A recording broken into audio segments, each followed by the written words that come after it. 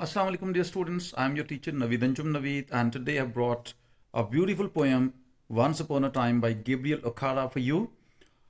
This poem is written as blank verse. There is no rhyme scheme, and the subunits of the poem are strophes. We will not call them stanzas because they are of uneven length. As far as the theme or the central idea of this poem is concerned, this poem discusses the deteriorating values, social values, norms, standards, and changing attitudes and behaviors of people. There was a time when people were very nice and relationships were important. The old values of generosity, honesty, and sincerity and nobility were given more importance. But with the passage of time, things and attitudes changed and people became more selfish and materialistic. Of course, there are several reasons behind this situation or this gradual change. Massive industrialization is one. Emergence of a middle class as a result of this, industrialization is also a reason. And of course, an ever increasing scientific thinking and rationalism are also responsible for this change.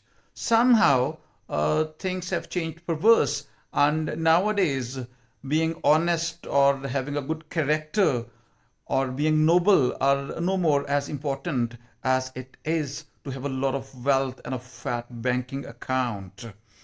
These things, the poet is talking about these things, and this poem is, in the form of a dialogue or a kind of a conversation between a father and his son. And the father is recalling those good old days, those good times when people used to be so nice and so sincere with each other. And he is regretting, he is feeling sorry for the loss of all those values because now things are different.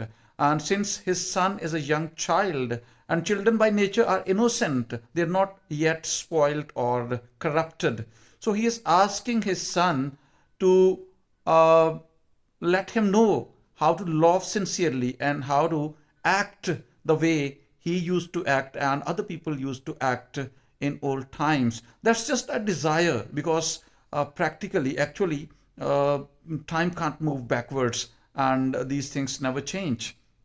These things don't happen, magical things or miracles, they appear in movies and stories only, and but they don't occur in real life. So the poem is in fact a lament. It's a kind of expression of grief by the poet on that loss of good old social and moral values which have been replaced by a merciless, ruthless materialism, selfishness, and love and greed for money. So let's read the poem strophe by strophe. I'll read this poem from start to end and explain the whole poem. I'll try to, wherever the translation is needed, I'll translate. Otherwise, I'll explain each and everything in the poem in simple English. So let's begin. Once upon a time, son, they used to laugh with their hearts and laugh with their eyes, but now they only laugh with their teeth, while their ice block cold eyes search behind my shadow. So there is a comparison between the way people used to laugh in old times and the way they laugh now.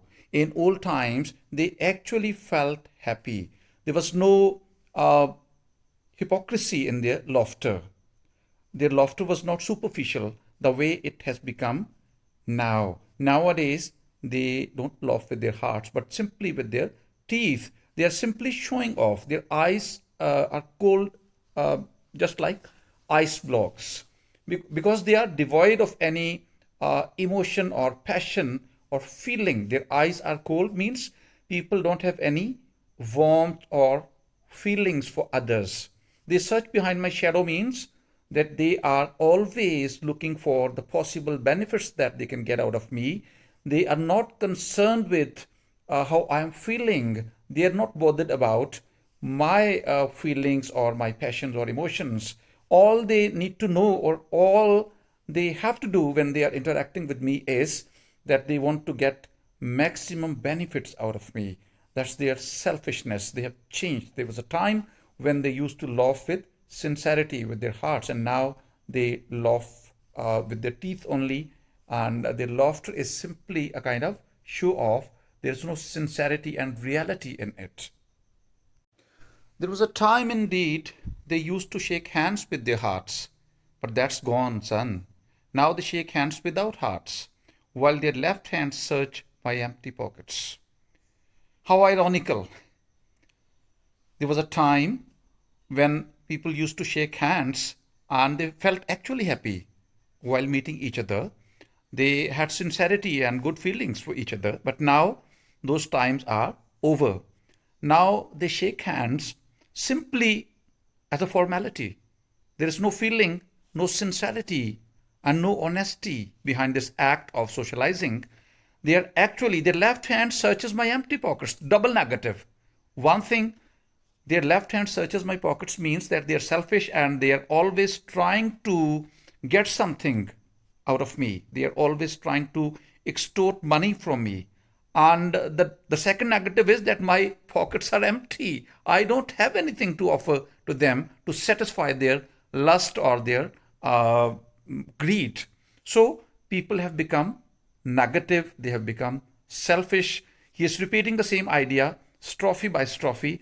Those of you who have read that beautiful poem, The Hollow Man by T.S. Eliot, will find a similarity between the themes, that how, with the passage of time, values and attitudes have changed and they have become so negative. Feel at home, come again, they say. And when I come again and feel at home once, twice, there'll be no thrice, for then I find doors shut on me. The poet in this strophe is exposing the meaninglessness, the hollowness, the insincerity and bitterness actually hidden behind our sweet words, the sweet words that we use for each other, that we use with each other when we are interacting with others. When we say feel at home, we actually don't mean that. Our words, there is a big difference between our words and our actual feeling. That's all hypocrisy. When we say welcome, feel at home, come again, we are actually being bored. We don't want that person to come again. We don't want to be bothered by that person again, unless we are expecting something from that person.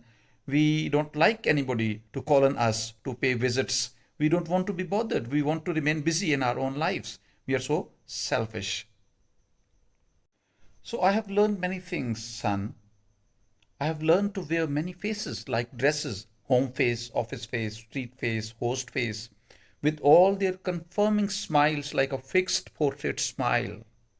Now the poet is expressing, is telling his son that he has also changed with other people. He has also learnt all those negative behaviors.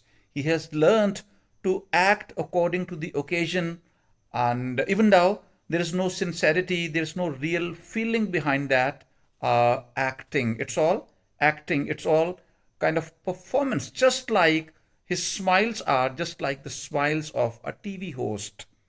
His smiles and sweetness is just like so many TV hosts who talk differently when they're off camera. You must have seen the videos of a very popular anchor person in Pakistan, the off camera videos. When he was thinking that the camera was off, the cameraman recorded his videos and those videos were shared online, and it created a lot of embarrassment for that anchor person. I can't name the person, I'm sorry. I'm recording this lesson for you, so I can't name the person, but it happened a few years back, and it exposed that person. He is a very famous personality in media, I'm telling you. So the smiles that you see on the faces of so many people when they are talking to you, when they are interacting with you, they are not real, they are artificial. There is a superficiality and a kind of hypocrisy behind all those smiles. When somebody is smiling, it does not mean nowadays that he is actually happy or feeling positive or feeling nice towards you. These are all different people simply, playing different roles. They are acting just like different actors. Things have changed now. We are playing the roles of a family member, a father, a son, or a class fellow, or a friend. There is no warmth, there is no sincerity, and no real feeling behind all these role play activities. They are all role play activities, performances. And I have learned too to laugh only with my teeth and shake hands without my heart. I have also learned to say goodbye when I mean good riddance, to say glad to meet you without being glad, and to say it's been nice talking to you after being bored. So the poet is saying the same thing again, that with the collective change, he has also changed. He has also become hypocrite. He has also learnt to act the way others are acting in society. He has also learnt to be formal and simply to give performances. He has learned to laugh without feeling happy. He has learned to shake hands without having any deep feeling or sincerity for the person he is shaking hands with. He has also learned to say goodbye when he actually means the Fathi. Good riddance in Miyawali's language. I am not a person from Miyawali, but it sounds so nice in their Saraiki language, the Fathi. I don't know how they call it in Pashto, but I have heard so many people saying Preda, Preda. I don't know. Somebody who can speak Pashto, who understands Pashto, may comment ke dafa ho jao ko. What do they call it in Pashto? But in Miyawali's language, it's Tafati. And this is what we are feeling, but we are saying goodbye, Khuda Hafiz, Allah Hafiz, Rab Rakha. These are the words that are on our tongue. And Dafati, Magrunle, these are good riddance, lay off, get out, get lost. These are the actual feelings. So uh, he has also learned, the poet has also learned to say glad to meet you when he's actually not glad at all. And honestly speaking, when you're meeting somebody for the first time, how can you be glad? That's all formality, stupid, meaningless language. And he has also learned to say, it's been nice talking to you when somebody has bored him for a long time with their meaningless and continuous, never stopping talk. There are so many people who are habitual of talking a lot and boring others. And people can't, when they're not there, when they've gone, people call them names, but in front of them, they say, well, you're talking so nicely and I'm enjoying your conversation. I'm really excited to meet you and to talk to you. All these things, the positive expressions that we use with others and the real feelings, there is a difference between both these things, and the poet is not feeling good about that difference. He is suggesting that in past, when social values and moral values were different, this difference was not there. It has appeared with the passage of time, with the change of attitudes and values. But believe me, son, I want to be what I used to be when I was like you. I want to unlearn all these muting things. Most of all, I want to relearn how to laugh, for my laugh in the mirror shows only my teeth like a snake's bare fangs. Now, over here, the poet is expressing his desire to unlearn, to de-learn or unlearn all these negative things. Over here, instead of lamenting the negative changes that have appeared in others, he is mourning the negativity that he has acquired. He could not keep himself safe from all that general negativity that's so common in society and around him in other people's. He has become negative and hypocritical just like others, and he is regretting this fact, and he is expressing an innocent desire to become innocent again and to become pure and chaste and sincere again. And he is telling his son that he want to be just as innocent as his son is now, and as he himself was when he was young like his son. He wants to unlearn all these. Muting things is things that are unspoken, unexpressed. He wants to unlearn all these. The meaning is given here on this page also, unspoken or unexpressed. So he wants to unlearn all these things. He wants to get rid of the, kind of moral pollution he has gathered or acquired in his own personality. He wants to become clean and nice and good and sincere once again.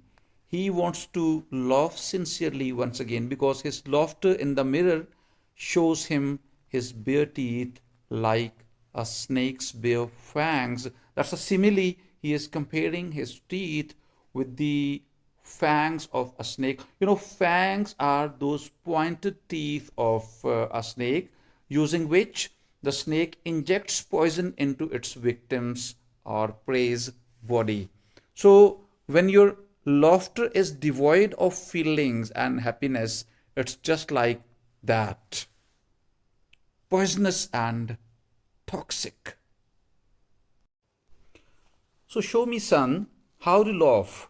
Show me how I used to laugh and smile once upon a time when I was like you.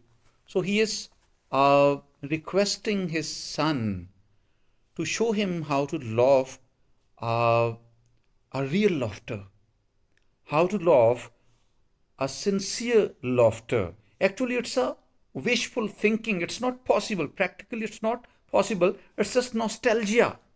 Nostalgia is a person's love for past.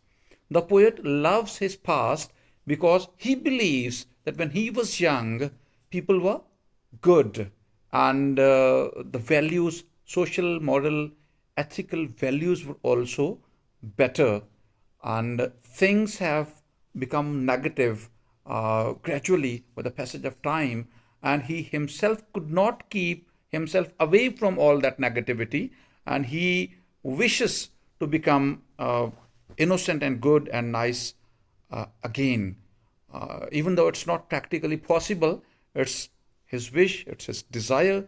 You can dream of anything, whether possible or impossible. There's no ban on dreaming. So he is simply dreaming, he is simply imagining a situation, he is simply expressing his desire, longing for those good old days. So there's a lot of nostalgia also in this poem, over and all, and specifically in the last strophe. So that was all about this poem. Let me give you a recap about the central idea or the theme of the poem. We have been discussing it all along, that this poem is a kind of criticism against the modern selfishness that's rampant in our society, that's so common in our society. Materialism, selfishness, and greed, and lust for money. And there is no more, no more importance is given to the good old values of nobility, generosity, character. All these things have lost their importance, and there is only one standard for being respected, for being important and prominent in society, and that's wealth, and it's a very negative change. So that was all about this poem, Once Upon a Time by Gabriel Okara.